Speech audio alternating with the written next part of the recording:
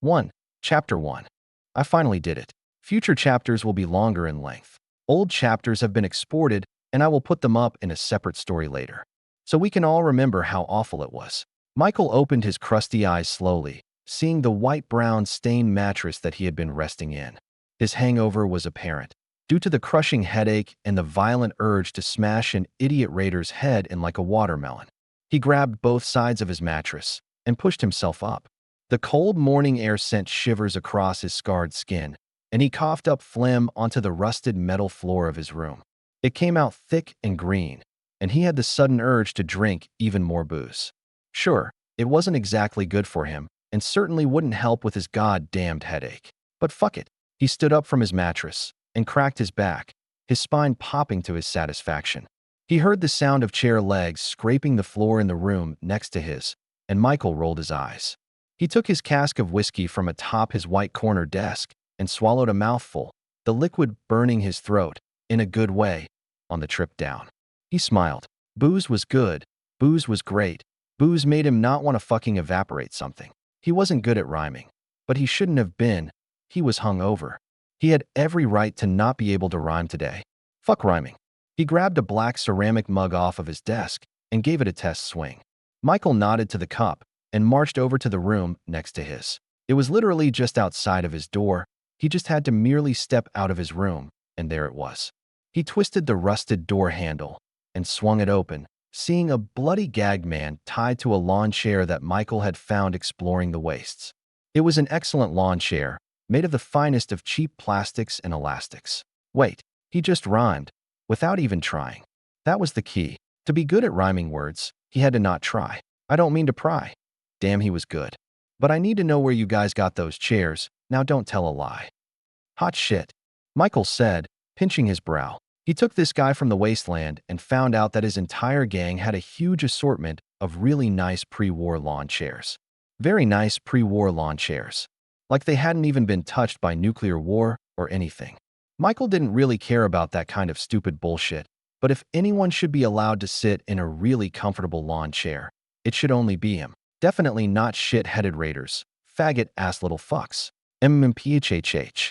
The raider replied through his gag. Michael scraped gunk out of his ear with his pinky. You know, yellin' isn't nice. Michael said, bashing the mug he grabbed earlier against the raider's skull.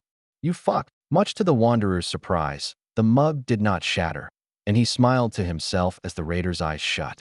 Huh, good cup, he stated, walking back out of the room and shutting the door behind him. He yawned and avoided staring at any light directly, else his headache would likely murder him to death.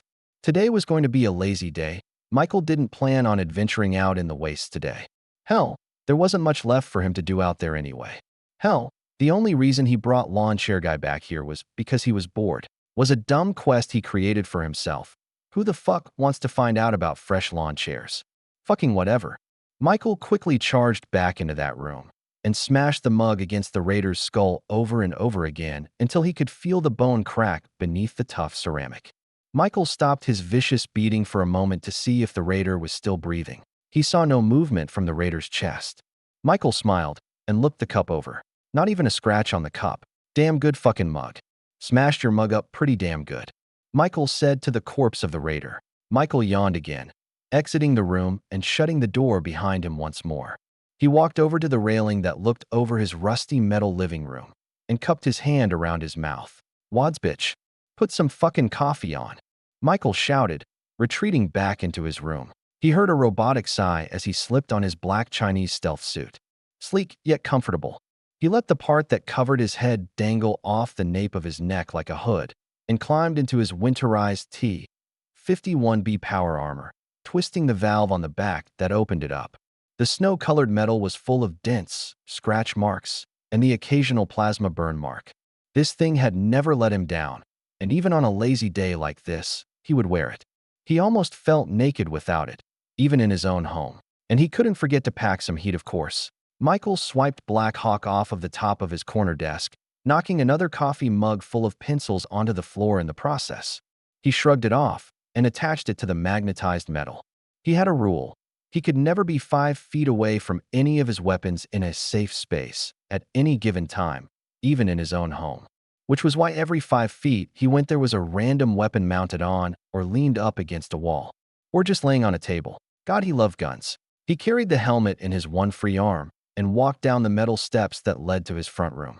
Large computers beeped and booped as they operated in separate corners of his home, with a large center console in front of his bobblehead stand.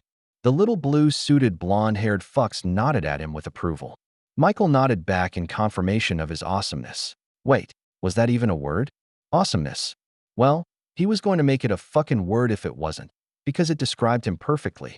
How else do you describe a guy with a rockin' beard that toppled the Enclave, committed mass genocide against mutants, irradiated animals, raiders, and even fucking aliens? Not to mention all of the robots that he'd taken apart before with nothing but a metal pipe. Who does that shit in the wasteland besides him? Oh, that's right. No one else. Michael was the best killer in the capital wasteland, and fuck anyone else who thought otherwise. Jericho called him a goody two-shoes or whatever. Fuck Jericho. Jericho hadn't seen half the shit Michael had seen, and he hasn't killed even half the amount of living things that Michael had.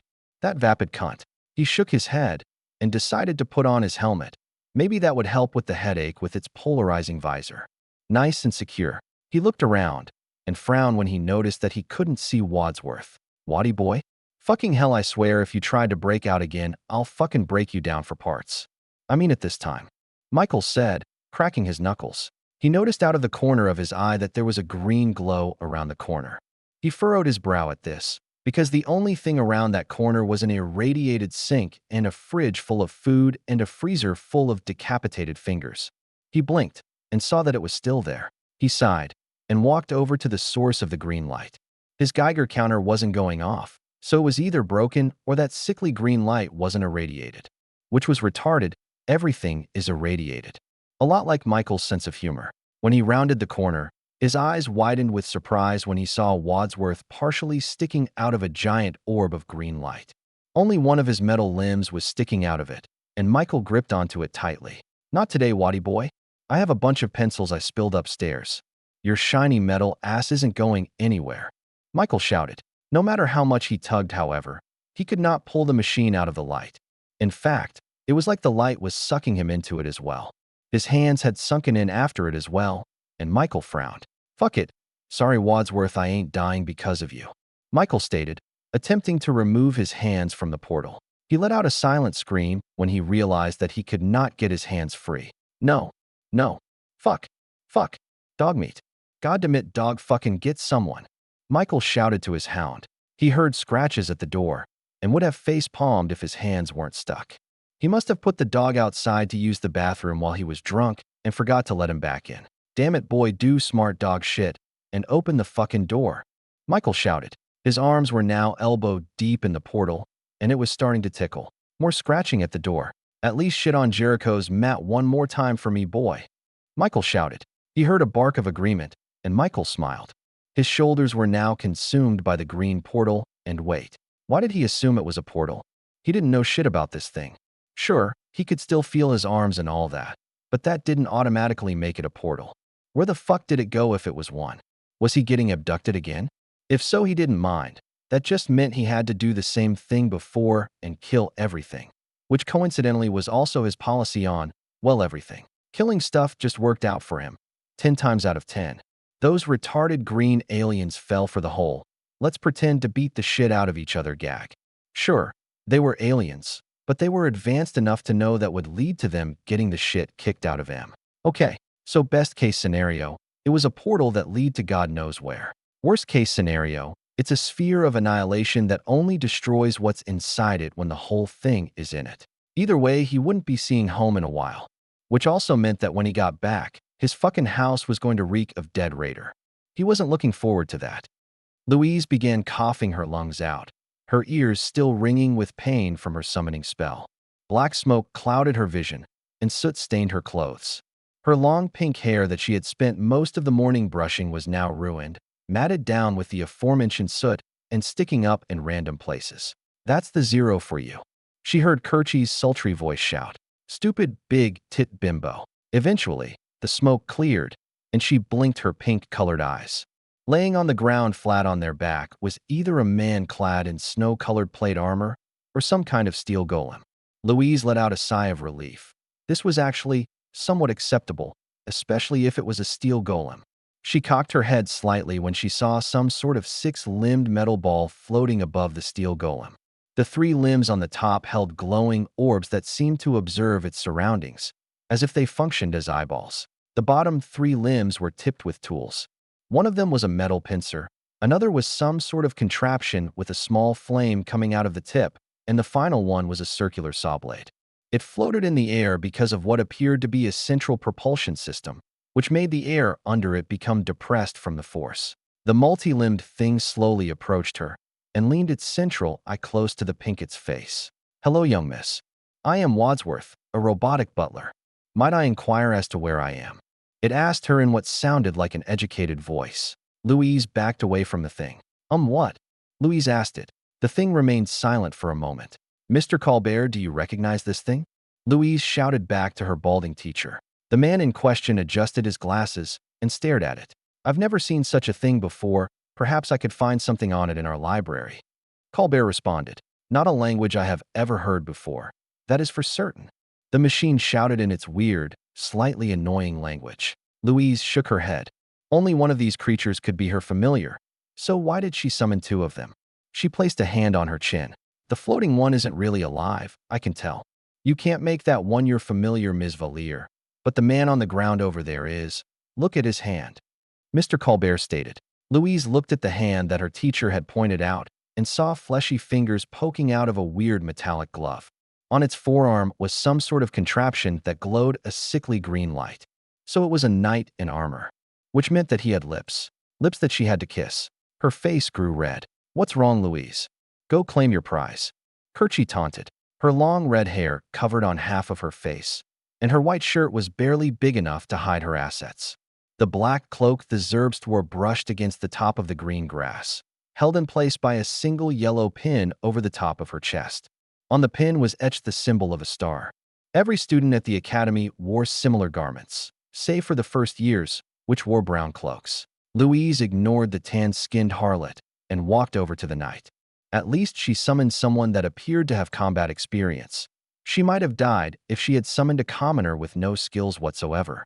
The armor was dented, scratched, and looked burnt in some places, meaning that he could have even fought with some sort of fire mage at some point. She let out a silent scream with the realization that this might be some sort of nobility. Would she even be allowed to have such a person as a familiar?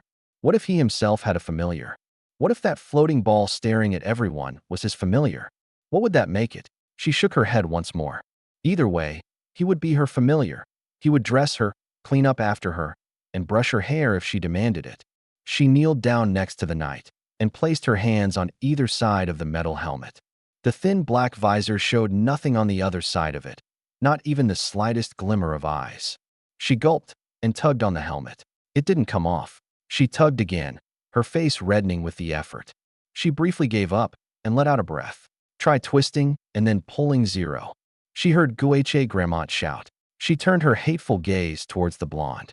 "Don't call me 0, you puffed-up pillow biter," she shouted. Guiche's jaw dropped, along with several others around him. She turned away from them once more, and this time, twisted the helmet and pulled.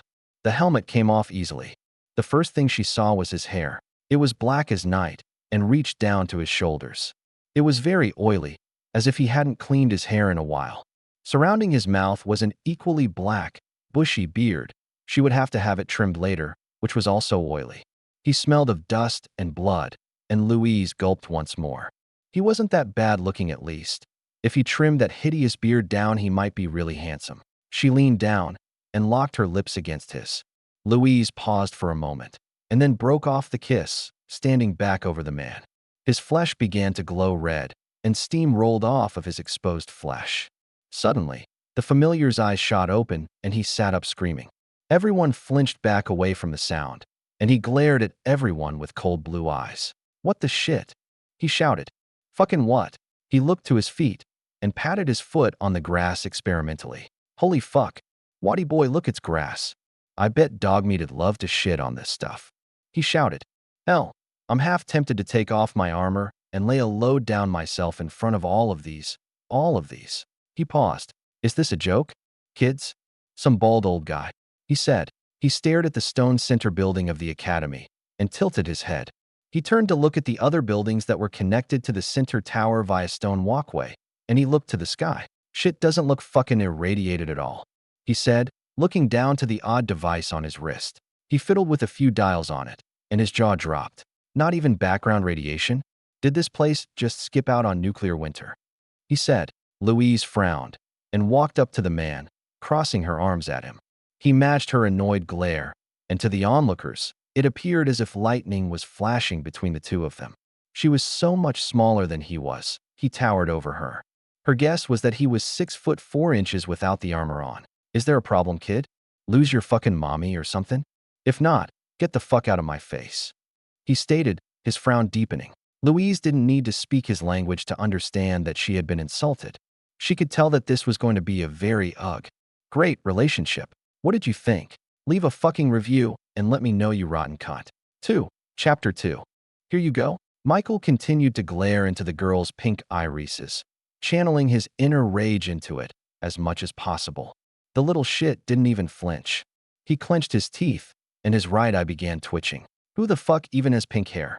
That's so fucking dumb, you dumb bitch, Michael taunted. Michael was surprised when she leapt up and smacked him across the face. It felt like a bug bite. The lone wanderer saw a choice before him. He could kill everyone around him and leave, or he could play along and see where this goes. He was really leaning towards the killing everything routine, especially because he had just been slapped. But Michael was a man of variation.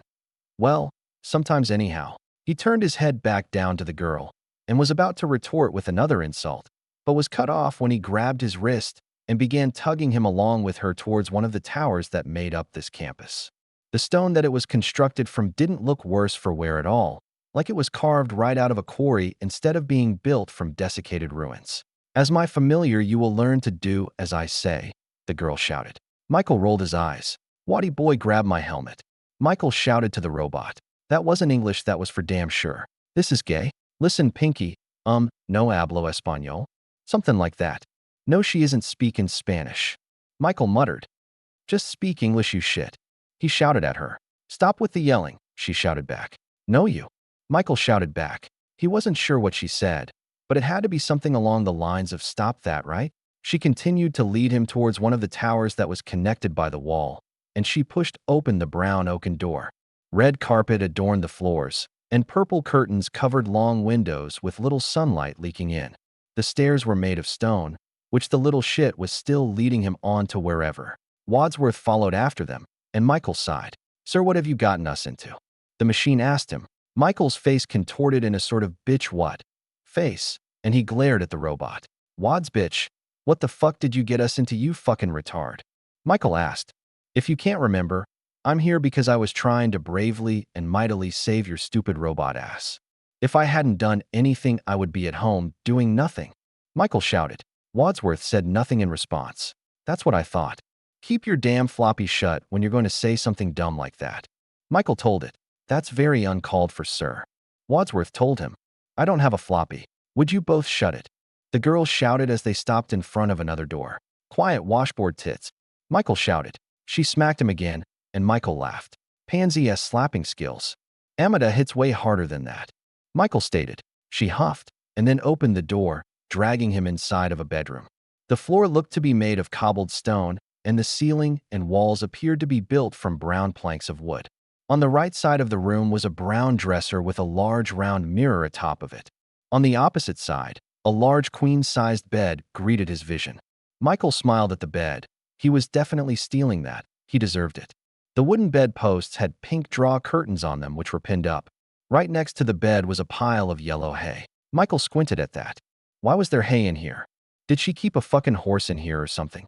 She led him into the center of the room along with Wadsworth, and then shut the door behind her. She walked back up to him and pulled out a brown stick and waved it in the air while reciting some words in her stupid language. Seriously? Bibbidi bobbidi boo to you too, I guess. Michael laughed. Starting to think this is New Zealand or some shit I don't know. I think they didn't get bombed. Michael's eyes widened with the realization that if this was indeed New Zealand, he was on the opposite side of the world, far away from his home and his guns. That hit him like a truck. All of his babies were trapped back in America.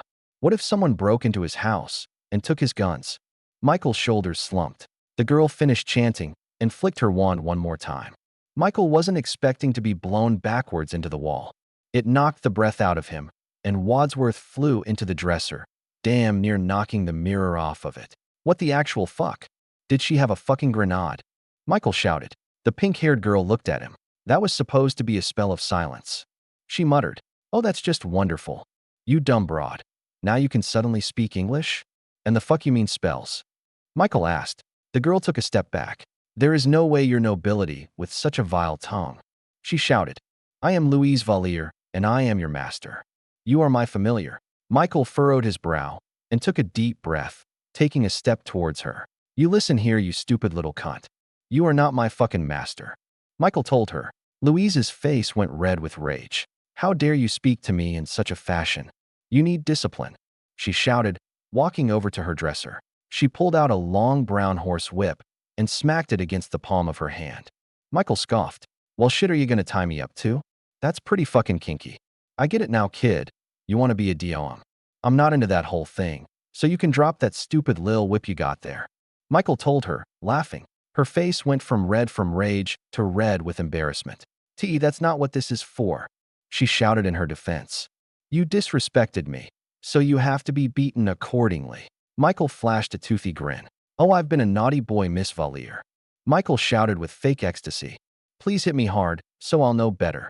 Should I get the nipple clamps, or do you have them at the ready?" Louise completely dropped the whip and covered her face with both hands. Michael, 1 Louise, 0.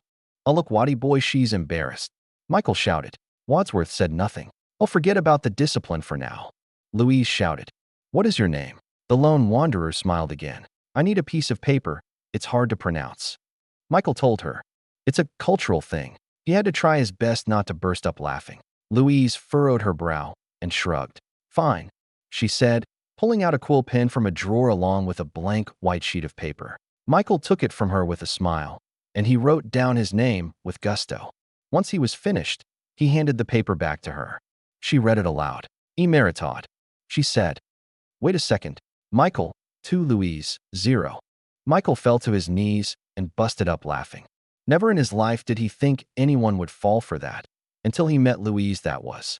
He pointed a finger at her. "Why, yes, you are," he shouted. Louise crumpled the paper and ran up to Michael, shoving the crumpled up paper down his throat. "I'll make you eat those words," Louise shouted. Louise, 1 Michael, 2. Michael gagged and almost puked out the paper. Louise retracted her hand, and he pulled it out. "Oh, what the shit? Who does that?" Michael shouted. Louise crossed her arms and smirked. "I do," she said. Michael coughed and quickly ran up to her, pulling the top part of her shirt open. "Fiend," she shouted, her face reddening. Michael took the wet saliva-covered paper and threw it down there, quickly shutting the shirt again. "You," she shouted, struggling to remove the paper. Michael, 3 Louise, 1. "Don't play with fire if you don't want to get burnt," Michael shouted. She took out her wand, recited some more words, and blasted him backwards once again, coating his armor with a layer of black soot. "What the fuck?" Michael shouted. "Okay, truce." "Truce." Louise frowned at him and removed the paper gingerly, wiping her fingers on her blouse. "What is wrong with you? You should be drawn and quartered for such behavior," Louise shouted. Michael rolled his eyes. "Fucking whatever. Is this New Zealand?" Michael asked her. Louise raised a single eyebrow at him. "New what?" she asked. Michael frowned. "New Zealand," he repeated. They both remained silent for a moment. "No," Louise said. "This is Tristain." Michael frowned further. The fuck was Tristain? Was that European? "Oh," he said. What else should he ask then? "What is your actual name?" Louise asked with a sigh. Michael attempted to brush off some of the soot. "It's Michael," he told her. "Lone wanderer from Vault 101. Louise furrowed her own brow. "Never heard of it."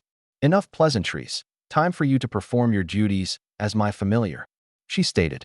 "First order of business, brush my hair." Michael scoffed. "The fuck do you think I am? I ain't your fucking butler, got it? You don't own me. Nothing cages this free bird in unless I want to be caged in," Michael told her. Before they could engage in another shouting match, Wadsworth floated between them. "Miss Valier, if I may, I am capable of brushing your hair. I am a Mr. Handy. It is what I was built for. I can take care of your daily needs. Michael cannot. He is physically incapable of anything besides drinking and coming up with playground insults. Leave all of those needs to me, I implore you. Wadsworth told her. Michael had to try his damnedest not to clock the machine in one of its eyes, but if it meant this little shit leaving him alone, then whatever. Louise placed a hand on her chin for a moment. Very well, but Michael, you will be expected to obey me in the future, she said. Michael grinned again. Nipple clamps then? Maybe you got some lubed up beads you want to jam up my ass? Michael asked her. Louise's jaw dropped with horror. You're disgusting. How could I summon someone so vile? She shouted. Michael cocked his head. Summon? He asked. Is that what the green portal thing was? Are you telling me that magic is real? 'Cause my mind is open to that shit. There was one time I went to this place called the Dunwich Dash, he started. Of course magic is real, Louise announced. What rock have you been living under? Michael crossed his arms. A big one, he told her, with a big-ass gear for a door that said 101 on the front of it. Louise remained silent. By the way, is this at least America? Michael asked. Canada maybe? Louise continued to remain silent. Oh, you've got to be shitting me. How can you not have heard of the good US of A? Michael asked. None of those places exist, she told him. Michael remained silent for a minute. No, Michael said. No, no, no, he shouted. Louise took another step back from him as he looked to his Pip-Boy. Gotta be a fluke, there ain't no fucking way that happened. Michael shouted. Nothing was coming up on the map, meaning that the satellites in orbit finally ceased operation or, nah, it couldn't be. This had to be Earth, right? Had to be. The satellites just had to have gone down here, right? These guys didn't look like aliens. Therefore, this was still Earth. Watch your language, Michael. By the founder, if the other nobles hear you speaking in such a fashion, Louise complained. Michael shook his head. I don't give a damn about what your little friends think, kid. If they got a problem with how I talk, then I'll hit him in the face. Michael shouted. Louise's jaw dropped. Almost definitely not. Louise yelled back. You could be executed for such a stupid thing. Familiar or not, the lone wanderer crossed his arms. Nothing here can execute me. I'll kill anyone who tries. Wasteland law right there, Michael said. Louise took a deep, shaky breath and pinched the bridge of her nose. I don't know where you're from, but this isn't your wasteland. This is Tristane. You will not punch anyone, not kill anyone, and most certainly not curse anyone's name, Louise yelled. Michael's eyes grew heavy, and he yawned, his stomach rumbling very audibly simultaneously. Whatever. You have any grub? Haven't eaten breakfast yet, Michael said. You don't get to eat today after your appalling behavior, Louise stated. Michael walked over to the door. I'm leaving. It's been fun, but I gotta go, he said, walking past her. Louise sputtered with surprise as she tried to formulate words. Where exactly are you going? She asked him. Michael paused for a moment and looked back to her. Out of this shit hole, you little pink shit, Michael stated. I have a home, you know. I can't just leave all of my stuff there to get stolen. Louise grabbed his wrist, and Michael frowned again. Please don't go, Louise asked. I'll send for your things, just please don't leave. Michael cocked his head. He was pretty sure that she was going to nag at him, not beg him to stick around. God damn it, what the fuck do I get out of it? Michael asked her. Louise remained silent for a moment. A good place to sleep? She asked. Now it was Michael's turn to remain silent. And lots of booze. If you get me lots of booze, I'll stick around for a while. I still need to get my guns, but whatever. I'll just think of this as an extended vacation. Michael told her. It wasn't that bad here. And hell, he deserved a vacation. We're better than in a place with no smog, radiation, or stupid neighbors. Actually, the stupid neighbor thing might still apply. There were other rooms right next to this one after all. Louise let out a breath of relief. Thank you, but we do need to work on your language, and I'll have to show you how to speak like a true gentleman. None of the bumpkin speech you seem adept at, Louise said. Also your posture. If you were some sort of four-legged beast, I would allow you to stand however you wanted, but as a man, you will stand straight as a pillar dash. Michael raised a single finger to her lips. I'm hearing a lot of demands, but no confirmation on what I want. Can you get me booze or not? 'Cause if you say not, I'm getting the fuck out of here, Michael told her. Louise contained a silent scream of rage and regained her senses, knocking Michael's hand away. Yes, I can get you your alcohol, she said. But you will listen to the things I have to say, Michael. Michael frowned. I said I'd stick around. I didn't say that I'd be your fucking slave. Like I said before, I was already a slave. That sucked. I ain't doing that again. Michael told her. Louise looked to the ground. I didn't realize you were enslaved. I apologize, she said. Michael smiled. Then I guess I'm sorry for being a dick. Kind of. He wasn't. So what did we learn today? Louise narrowed her eyes at him. That's right. I am no one's bitch. If any of your friends give me shit, they're gonna get shit back one way or another. Don't try and tell me not to fucking do it, 'cause I will. Michael said, will you at the very least show me some respect? Louise asked him, her voice dripping with venom. Michael scratched his cheek. Earn it then. Michael told her. Louise glared at him. Can I not have it now? Why must I earn it from a familiar that I summoned? Louise asked him. Michael sighed. I don't freely give out respect, Pinky. You want that shit from me, you'll have to earn it. Find the biggest, toughest kid in this place and beat the shit out of them. Michael told her. Louise's jaw dropped. I am a lady. I will not stoop to something so barbaric. She shouted. Michael chuckled. You don't gotta physically beat the shit out of him. You could verbally smack someone down too. I love that shit. Michael said. Now, as for the grub. Louise sighed. Yes, it's about lunchtime anyhow. Just don't embarrass me. Most people leave their familiars to stay outside. I would prefer if you wait with them, but I'm sure that you would rather dine in a proper cafeteria. Louise said. Exactamundo, Pinky. Michael confirmed. I ain't waiting with a bunch of animals. Louise groaned. We have a great many other things to discuss, but please remain silent during lunch. Louise ordered. Michael shrugged his shoulders. No promises. He told her. Just think of me as a fucking force of nature or something. Like a fucking tornado, you can't stop it, so don't try. Louise crossed her arms. We at the academy learn how to control such forces of nature. You are no different. She told him. Michael clapped his hands. Damn good retort there, Pinky. Let's grab lunch. Lead the way, cause I don't know where the fuck I'm going. Michael said. And Waddy boy, clean this place up, goddammit, there's fucking soot fucking everywhere. The robot replied with a sigh of its own, and after Michael and Louise exited the room, the sound of a whirring mechanism could be heard on the other side of the now closed door. Louise led him on towards the cafeteria, Michael drawing several stares from the other students around him, and he stared back at them. None maintained the eye contact for longer than a second, and he grinned, following after the short girl all the while. They walked back out into the courtyard he originally arrived in, and Michael rubbed his eyes just in case he was seeing things. He saw several creatures that even radiation would have a hard time creating. He saw a giant blue dragon, a huge red salamander thing, and a fucking floating eyeball. It even had lashes. He didn't keep eye contact with that one. Those things are what familiars are usually summoned from. Why the hell did Louise think that he had to behave like a butler?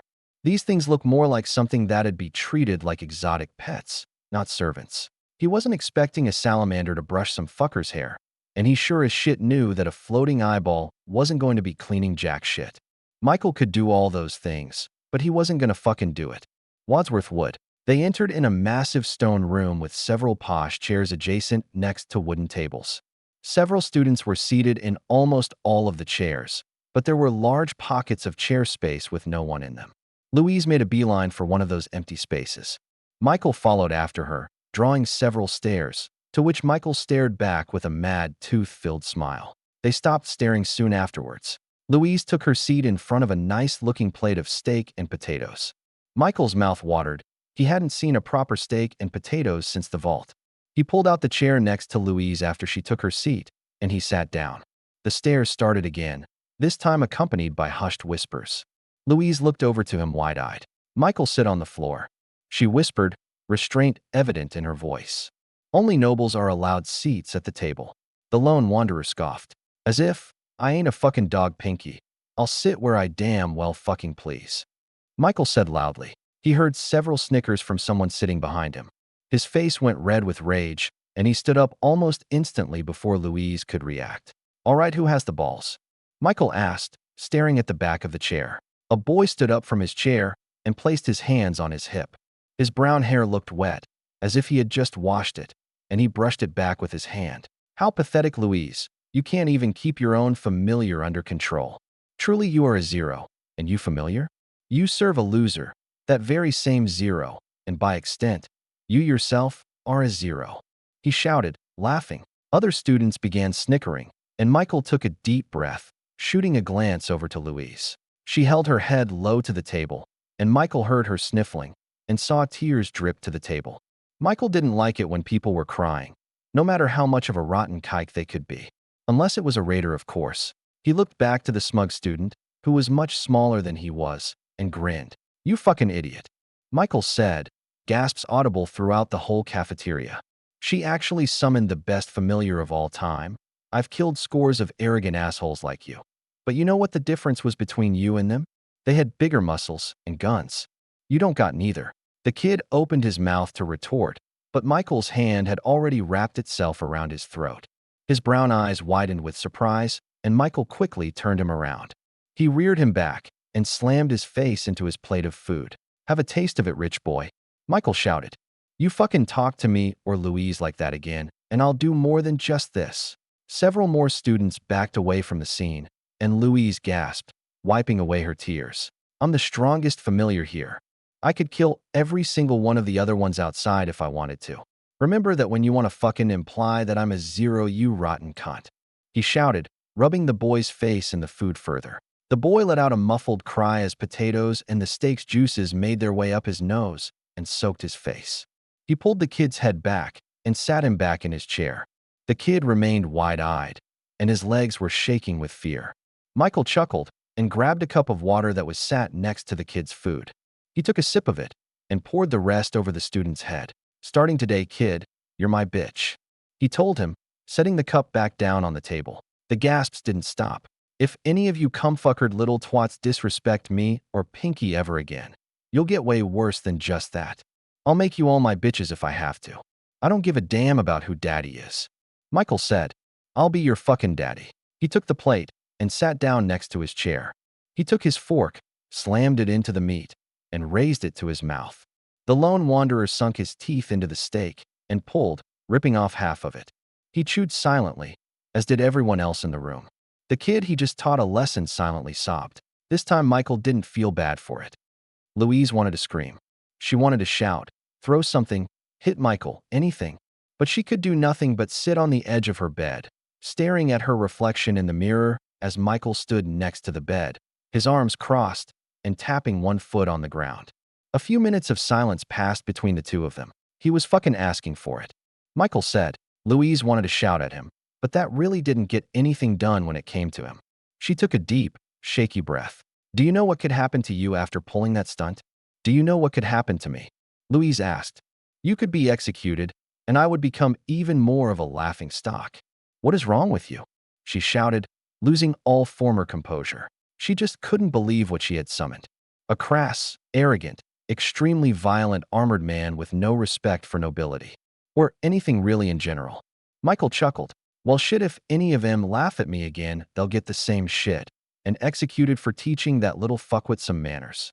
He asked, "That's proper justice for ya." Louise clacked her teeth together. "I bet if someone smashed your face into a plate of food, you would have just killed them.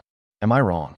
Tell me I'm wrong," she ordered. Michael's eyes widened, and he rose a single finger for a moment, and then put it back down soon afterwards. "Louise, 2, Michael, 3. I mean, maybe." "Fucking shit," Michael retorted. "I'm sure his parents will already be requesting some sort of punishment from the princess. I feel like she would be lenient." "Maybe, so please, in the future, hold your tongue," Louise told him. Michael sat down cross-legged. "No can do. It fucking goes against everything I am. I say shit, people react. That's kind of my shtick," Michael told her. "I mean fucking hell." Louise frowned. "Do you even care about what happens around you?" Louise shouted. "How can you be so callous?" Michael squinted at her. He was acting like a dick. Michael shouted back. "I don't gotta tell you shit about me being fucking callous or whatever the fuck." Louise clapped her hands. "Just you speaking shows how unintelligent you are, Michael." Louise shouted. "Can you add 1 to 1? "I don't think you can." Michael stood up and bared his teeth in rage like a rabid wolf. "Do you know what gravity is, Pinky?" "How about plasma?" Michael asked her. "And it's too, you fucking tool." Louise froze. "Gravity, gravity, gravity. You don't even know what fucking gravity is, and your dumbass is telling me that I'm dumb." Michael scoffed. "Here's a fucking lesson for you. The planet is big, and the planet is dense. Its mass is so intense that it fucking draws other smaller objects towards it. It's like a fucking cosmic magnet. Whenever you pick something up, you're resisting the pull of gravity. Michael, for Louise, too. He grabbed a book off of the dresser and held it high above the ground. Here's an example. As soon as I drop this, the fucking book will hit the ground, like the ground is like a giant fucking magnet, because it pretty much is. Except it doesn't just draw metals. He said, dropping the book to the ground with a thud. Louise remained silent. That actually made sense to her, in Michael's stupid bumpkin speech anyhow. Plus, Pinky, there are different forms of fucking intelligence, okay? There isn't just one form of smarts. Mathematical intellect is not the only form of intelligence. There's philosophical intellect, artistic intellect, and even fucking situational intellect. He shouted. So the next time you call someone dumb, clarify what kind of shit they're acting dumb about you shit. Louise lost any sense of herself and leapt up from the mattress, a fist raised. Michael pushed her back on the bed with minimal effort, and Louise tried again and again and again. God damn, you would not last long in the wasteland, Pinky. A raider would have just shot you by now. Least of all fucking push you around like this. Michael said, smirking. Louise said nothing, continuing to scream her head off as she tried to brain Michael with her tiny fist. They spent an hour like that, with Michael pushing her back onto the bed with every single leap she took. At the end of that hour, she lay face down on the bed, wheezing for air. You're fucking tenacious, I'll give you that, Pinky. Michael said, I just want to help you with those little shits, 'cause if I'm not wrong, you get bullied a lot. I beat up bullies, let me beat them up. Louise said nothing, continuing to try and catch her breath. Well, I'm still hungry. I'm gonna go to the fucking kitchen and see if they got any leftovers. Michael told her. Louise wanted to scold him and tell him to stay, but she was too exhausted to form the words. He opened the door slowly and shut it behind him, whistling a tune on the way out. Louise eventually sat up from her prone position and felt her eyes moisten. Was it too much to ask for a regular familiar? Sure, she wanted one that would be awesome like Tabitha's dragon, but no. She had to summon Michael. Of all the billions of creatures in existence, she had to summon the rudest, most violent, disrespectful, arrogant ass in all of creation. Yet he defended her honor at lunch. Louise did not approve of his method of dealing with that student, but there was something in her that felt satisfied. He announced that he was the strongest familiar there in front of all of the students in there. Some of the more competitive students would probably see that as a formal challenge. She frowned when she realized that, if that was indeed the case, he would have to fight a few familiars, maybe even the nobles themselves if they themselves challenged him to a duel. She placed a hand on her chin. Duels, that was it. She knew exactly what Michael could do to put people in their place legally without repercussions. I did it again. Thanks for the reviews, assholes. Next batch of reviews, please. The more I get, the faster these come out.